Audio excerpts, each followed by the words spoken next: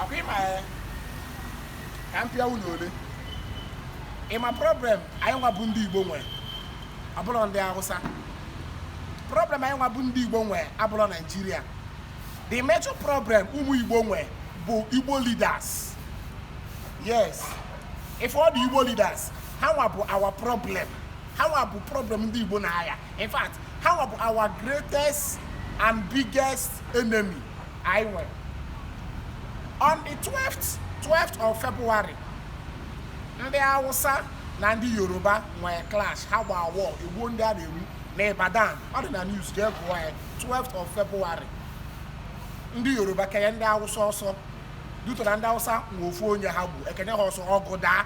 A na-egbu ndị Hausa na-egbu ndị Yoruba. Ihe a na-eme on the 12th of February, which is Friday. Oluo Monday. 4 northern governors are happy in the Haneme. 4 northern governors happy in the Haneme. Jebi Ibadan, Ejamali Hemen, why is Burundi Befa? Governor of KP, governor of Zamfara, governor of Niger, and governor of Kano.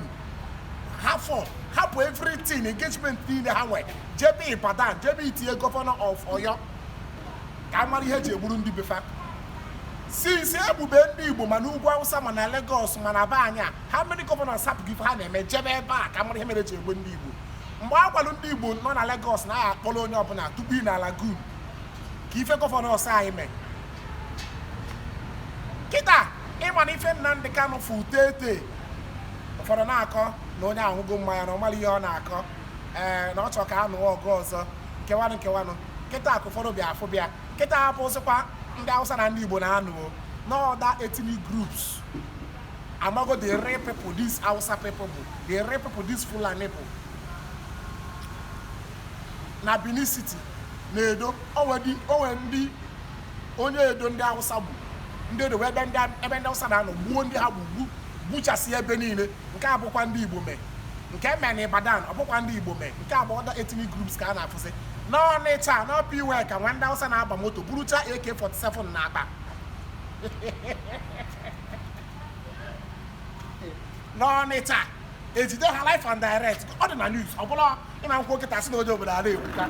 Nkwụ kịta sị na ọmụnwa forge. O nwere anyị na ndị agha nọkọtanwu.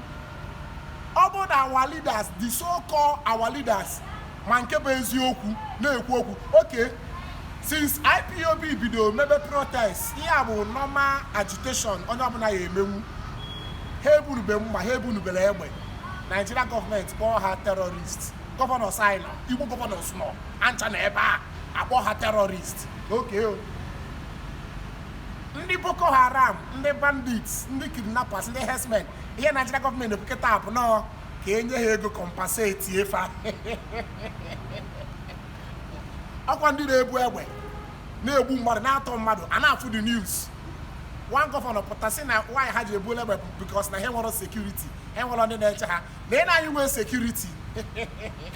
Lee na other part of the country nwee security. Okay, ndị herdsmen as of some days ago si na ya enye ha 495 billion as a compensation ndị otu fe egbu as a compensation properties maybe during EndSARS. And it goes on national TV. Onwere onye kwulu okwu. All the eastern governors onye ọbụla mechie ọnụ. Na how many days ka ndị amị buru ma helicopter ma gbogbo tubo nọrụ n'ọrụ na-agbagbu ndị a na-agbagbu a na-agba egbe. Ọrụ is a war zone. Onwere eastern governor kwulu okwu. Onwere eastern leader kwulu okwu. Onye ọbụla do ogwu top for dead. Onye ọbụla mechie ọnụ. Kịta Okorocha na ụzọ dị mma na agbawo emechie hotel emechire hotel. He's fighting against me, he's not fighting against me. Ụlọ chine na ayi ala, you are mad. Yazụ ụkwụ nchapụ ndị ala isi bi ha dụrụ ncha niile mma. Ejide ndị Igbo na-egbu onwe na-emepụ ọnụ kwuo okwu ka ebe obodo a na-eje eje. Ọ bụ na achọghị n'obodo a si kewa obodo a ka onye ọbụla na ofupụta one nọta gọvanọ pụta si akpọsị na the bandits criminal, the herdsmen criminal, sabara ha criminal, na ha bụrụ criminal. No situation man, ha ji wee buru egbe. Oh, mara situation man, eburu egbe. Ụna akpọkọ ha terrorist. Situation ma anyị nwa si na ya achọzi ịnọ ka anyị gaba ụna akpọ anyị terrorist. Am I meaning of terrorist? Okay, ike mara akpọkịtara na sie mini ebe afọ gị sị gbaa gị our governors n'ọrụ election elubego na Anambra steeti anyị na-echefa election elubego kịta ịfụsị ndị na-apụta election onye folo ọbịa okeshọn ịtụọ ya incoming gọvanọ ọbịa gị na-ese foto gị na ọmakọ ọ pụọ n'ilo feela ndị mmadụ aka ọjọọ ebe a na-atọ ọka ọ ka na-azọ ka o win eruo ya nso ka ndị sekuriti welu ka ndị DSS were egbo gbaka gị brek gọvanọ nke a tụnyere atụrụ since December till now ọ nọ na steeti ọ nọ obodo oyibo since December ọ nọ na steeti ife na ogbo nyere anyị kọfịu n'obodo oyibo ka ọ nọ mee kọ si nye ndị a kọfịu enye anyị kọfịu ọ nọrọ na steeti ọ nọ na US ya na nkịta see foto otu ile anyị ọgwọ onye na-achị anyị o election elubego ha nche ndị nkịta na-abụ ezigbo mmadụ kịta ọ dị ka efu ha nche nwezi foundation ebe a na-enyere aka a na-enyere aka ndị mmadụ na-etiri ha mkpu